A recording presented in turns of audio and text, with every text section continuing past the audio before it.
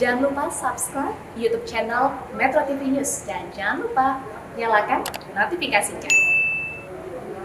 Masih 3 tahun lagi, tensi pemilu 2024 sudah terasa panasnya dari sekarang. Buktinya masing-masing partai politik sudah memasang kuda-kuda agar bisa menjadi juara.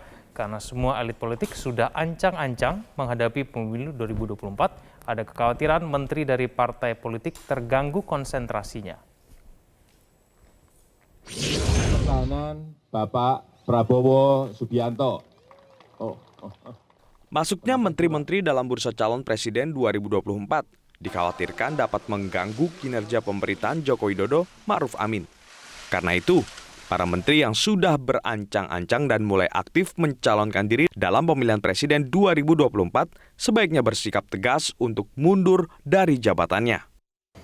Tapi sebagai menteri harusnya mereka tidak melupakan fokus mereka sebagai menteri untuk bisa membuat sejarah bagi Pak Jokowi sehingga kerja-kerja Jokowi dicatat baik oleh sejarah itu.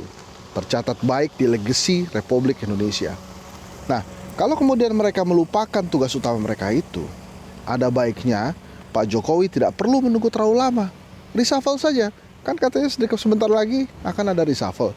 Langsung diganti.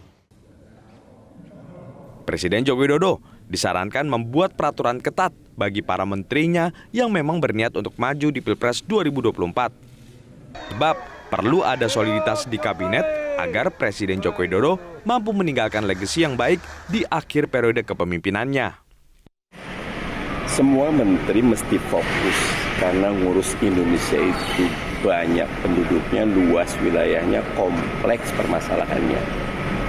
Fokus saja belum tentu selesai, apalagi tidak fokus. Karena itu Pak Jokowi betul-betul perlu untuk mengingatkan para menteri agar tidak berpikir tentang 2024 saat menjabat menteri.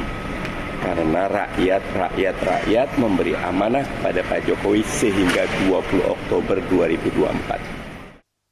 Kendati demikian, sebagai salah satu partai politik yang berada di kabinet, Partai Nasdem menjamin kadernya akan tetap fokus mengawal Presiden Jokowi hingga masa kepemimpinan Jokowi Ma'ruf berakhir.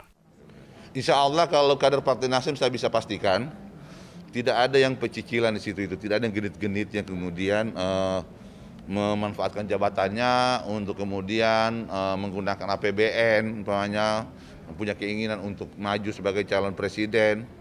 Saya pastikan dari kader Partai Nasdem clear karena di Partai Nasdem tidak ada orang yang punya hak untuk menonjolkan dirinya karena semua di Partai Nasdem dalam jabatan-jabatan publik itu ditunjuk oleh Ketua Umum.